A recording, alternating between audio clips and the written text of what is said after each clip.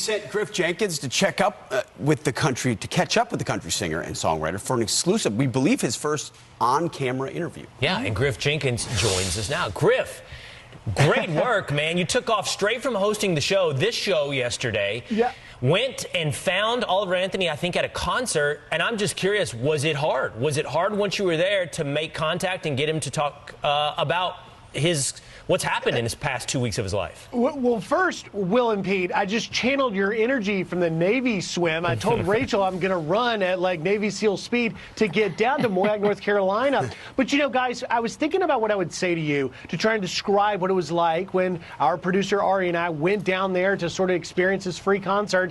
And I wanted to avoid cliches, but you can't. This guy's the real deal. And all of his other songs sound similar and have that same connection. And Pete, you know, you had said on social media, I'd seen you were talking about how he really has this sort of Creedence Clearwater Revival thing to it, really touching the working class. And that formed one of my questions when I was able to talk to him. And here's a little bit of what he had to say. Listen. Feel a little bit like the Creedence Clearwater Revival songs of the past that really had a resonation with like the working class? Hopefully it represents more than just the working class. I mean, I really think that it just represents, there's people deal with depression and anxiety and misery and hopelessness no matter where they're at. They don't have to be blue-collar Americans. I mean, I've gotten messages from people in countries that I don't know how to pronounce, you know, like this is something that has touched people globally, and there's a reason for that. It's not just for one identity or one group of people. It's a song for human beings in general. And, you know, he welcomed Ari and I, his folks. It's really organic. These are not professionals. It's a free concert. And he wasn't hard to talk to. He was just so overwhelmed with the fans because they have such a connection. And he stays for hours until the very last one gets an autograph or a picture with them. We talked to some of those fans. Here's what they told us. What do you think of this, Oliver Anthony? I mean, it really hits the heart. It's perfect. Nobody wants to hear the truth, and here we have somebody who's going to speak it. He's a good old boy that has a lot of values, and you can feel that in his music. A man that reads scripture and prays before a concert, that's blessed. Every guy who gets up in the morning and goes to work to provide for his family and friends, that's what it's about. He truly cares about the people that he sings about. He's one of us.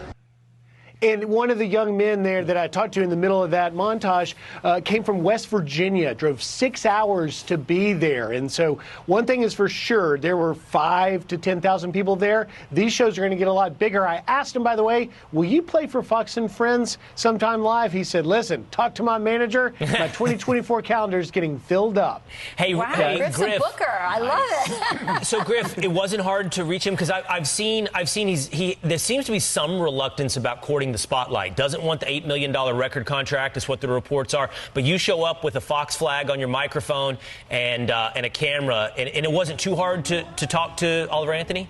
Well, you're right, Will. I mean, he didn't really come across as someone that wanted media attention, and to my knowledge, he hasn't done any on-camera interviews since he's become a sensation here in the last couple of weeks.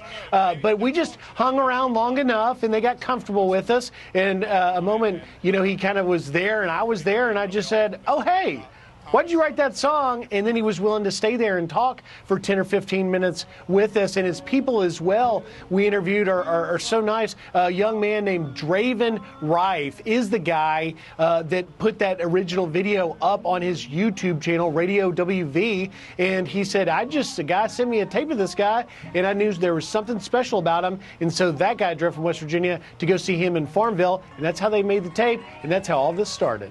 Nice job.